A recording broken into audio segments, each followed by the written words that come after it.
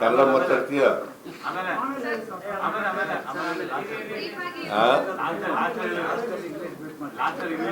Last ಕೇಳಿ ಪ್ರಶ್ನೆಗೆ ನನಗೆ ಕೇಳಿ.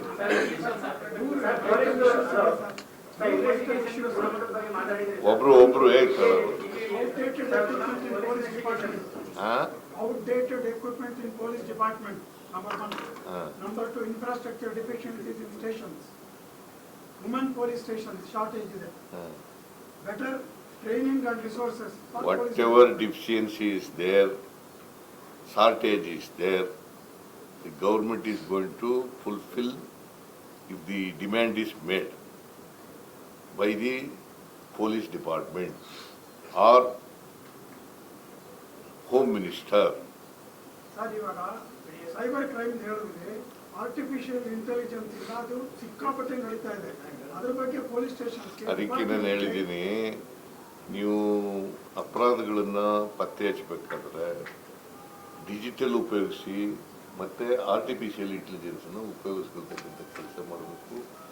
ಮತ್ತು ಅಪರಾಧಿಗಳನ್ನ ಪತ್ತೆ ಹಚ್ಚಲಿಕ್ಕೆ ಹೆಚ್ಚು CC ಕ್ಯಾಮರಾಗಳನ್ನು ಮಾಡಬೇಕು, ಪೊಲೀಸ್ನವ್ರ ಪ್ರೆಸೆನ್ಸ್ ಇರಬೇಕು, ಮತ್ತು ಗಸ್ತು ಜಾಸ್ತಿ ಮಾಡಬೇಕು. ಎಲ್ಲಿ ಅಪರಾಧಗಳು ಜಾಸ್ತಿ ನಡೀತವೆ ಅಂಥ ಕಡೆ ಹೆಚ್ಚು ನಿಗಾ ವಹಿಸ್ತಕ್ಕಂಥ ಕೆಲಸವನ್ನು ಮಾಡಬೇಕು.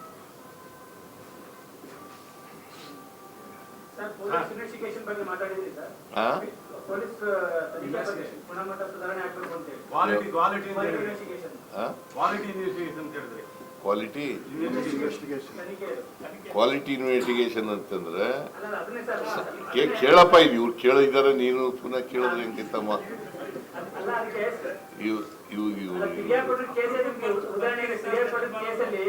ನೀ ಸುಮ್ಮನಿರಲ್ವಾ?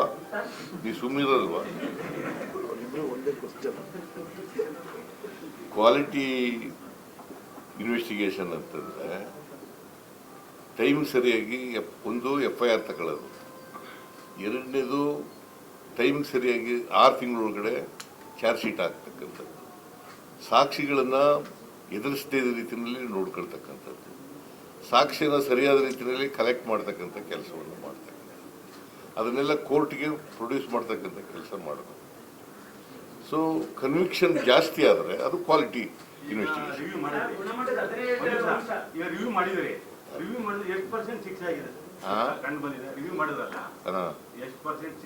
ಅದಕ್ಕೆ ನಾನು ಹೇಳಿದ್ದೀನಿ, ಕೇಳ್ರಿ, ಇಲ್ಲಿ ಕಳೆದ ವರ್ಷಕ್ಕಿಂತ ಈ ವರ್ಷ ಜಾಸ್ತಿ ಆಗಬೇಕು, ಈ ನೆಕ್ಸ್ಟ್ ಇಯರು ಇನ್ನೂ ಜಾಸ್ತಿ ಆಗಬೇಕು, ಆ ಥರ ಹೇಳಿದ್ದೀನಿ. ನೀವು ಏನಪ್ಪ ಹೇಳ?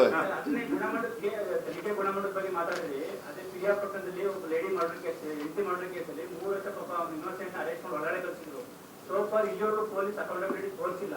ಅಲ್ಲಿನ ಚಾರ್ಲಿಗಾಲಿ ಅವ್ನ ಡಿವೈಎಸ್ಪಿ SP ಯಾರ ಬಗ್ಗೆನೂ ಕೂಡ ಯಾವುದೇ ಆಕ್ಷನ್ ಆಗಿಲ್ಲ. ಸಫರ್ ಆಗಿದ್ದು ಒಬ್ಬ ಇನ್ನೋಸೆಂಟ್ ವ್ಯಕ್ತಿ. ಅದ್ರ ಬಗ್ಗೆ ತಮ್ಮ ರಿಯಾಕ್ಷನ್ ಕೇಳ್ತಿದ್ದಾರೆ. ಇಲ್ಲ, ನನಗೆ ಕೊಡಿ ಅದನ್ನ. ಹೇಳಪ್ಪ ಇಲ್ಲಿ, ಅದು ನೀನು ಏನು ಹೇಳ್ತೀಯ ಅದನ್ನ ರೈಟಿಂಗ್ ನಲ್ಲಿ ಕೊಡು, ನಾನು ಇಮಿಡಿಯೇಟ್ ಆಗಿ ಅವೆಲ್ಲ ಆನ್ಸರ್. ಹಿಂಗತ್ರ ಮಾತಾಡಿದ್ರೆ ಎಲ್ಲ ಮಾತಾಡಿದ್ರೆ ಏನೇ ಉತ್ತರ ಕೊಡ್ಲಿ ನಾನು. ಅವನು ಪ್ರಶ್ನೆ ಕೇಳಿರೋನು ಇಲ್ಲಿ ಬಂತ ಹಿಂಗಂದ್ರೆ ಅವನ್ ಪ್ರಶ್ನೆ ಕೇಳಿರೋನಲ್ವಾ? ನೀನು ಪ್ರಶ್ನೆ ಕೇಳು. ಮೈಸೂರು ಡಿಸ್ಟಿಕ್ ನಲ್ಲಿ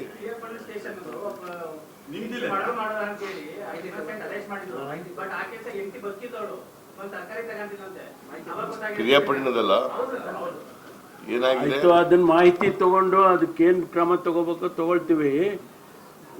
ರೈಟ್ ನಾವು ಅದು ಮಾಹಿತಿ ಇಲ್ಲ. ಈಗ ನನ್ನ ಹತ್ರ ಮಾಹಿತಿ ಇಲ್ಲ, ತಗೊಳ್ಳೋಣ. ಪಿರಿಯಾಪಟ್ಟಣದಿಂದ ಅವ್ರ ಮಾಹಿತಿ ತಗೊಂಡು SP IGಗೆ ಫೋನ್ ಮಾಡಿ ಮಾಹಿತಿ ತಗೊಂಡು ಅದಕ್ಕೇನು ಸಹಾಯ ಪರಿಹಾರ ಮಾಡಬೇಕು ಅದನ್ನ ಮಾಡ್ತೀವಿ. ಆಯ್ತು, ಈಗ ನೀನೇನು ಹೇಳಪ್ಪ. ಪೊಲೀಸ್ ಸ್ಟೇಷನ್ಗಳಲ್ಲಿ ಈಗ ಪೊಲೀಸ್ನವರು ವಿಚಾರಣೆಗೆ ಬೇರೆ ಬೇರೆ ಸಂದರ್ಭದಲ್ಲಿ ಕರ್ಕೊಂಡು ಬಂದಾಗ ಹಸ್ತಕ್ಷೇಪಗಳು ಬರ್ತವೆ, ನಿಮ್ಗೆ ಗೊತ್ತು, ಇನ್ಫ್ಲೂಯೆನ್ಸ್ ಕಾಲ್ಸ್ ಎಲ್ಲ ಬರ್ತಿರ್ತವೆ.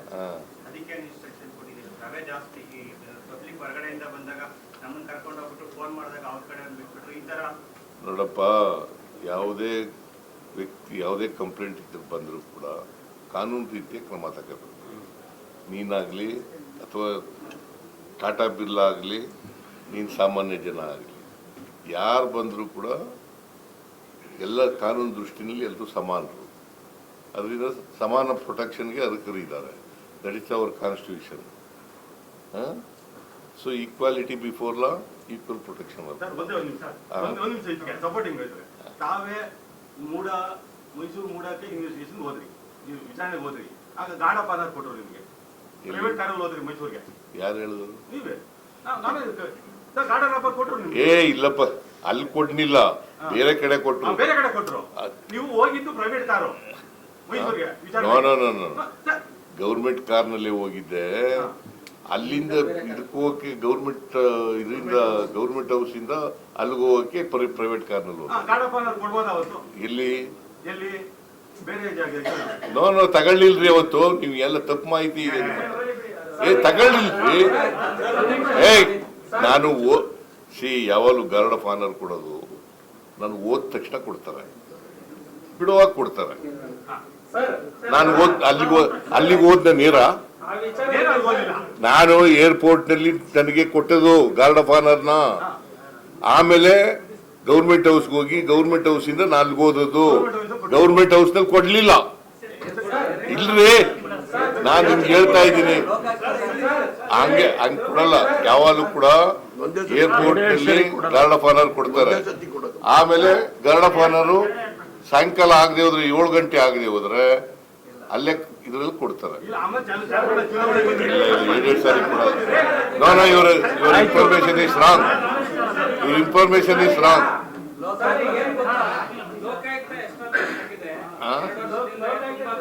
ಮಾಡ್ಬೇಕಂದ್ರೆ ಒಬ್ಬ IPS ಆಫೀಸರ್ ಮೇಲೆ ಎಕ್ಸ್ಟ್ರಾಕ್ಷನ್ ಅಲಿಗೇಷನ್ ಬಂದಿದೆ. ಇದುವರೆಗೂ ನೀವು ಅವ್ರ ಮೇಲೆ ಯಾವ್ದು ಕ್ರಮ ಕೈಗೊಂಡಿಲ್ಲ.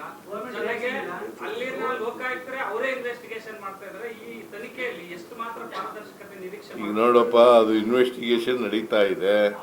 ಇನ್ವೆಸ್ಟಿಗೇಷನ್ ಅಲ್ಲಿ ದೋಷಗಳಿದ್ರೆ ನಾನು ಇಂಟರ್ಫಿಯರ್ ಆಗ್ತೀನಿ, ಅದರ್ವೈಸ್ ಐ ಡೋಂಟ್ ಇಂಟರ್ಫಿಯರ್.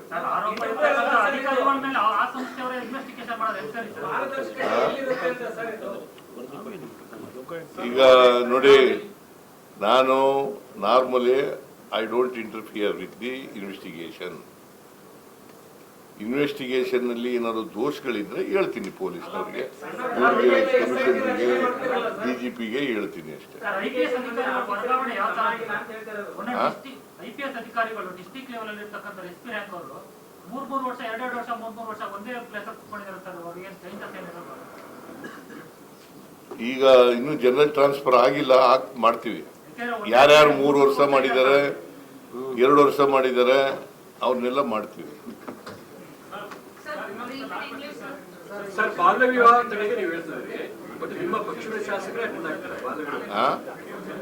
ಬಾಲ್ಯ ವಿವಾಹ ಯಾರು ಹೋದ್ರು ತಪ್ಪೆ, ಯಾರು ನೀನ್ ಪಾರ್ಟಿಸಿಪೇಟ್ ಮಾಡಿದ್ರು ತಪ್ಪೆ. ಕಾನೂನು ಬಾಗಿರ ಅದುವೇ. ಆಯ್ತು, ನಾನ್ ಪಾರ್ಟಿಸಿಪೇಟ್ ಮಾಡಿದ್ರು ಬಾಕಿರ. ಆಯ್ತು. Thank you.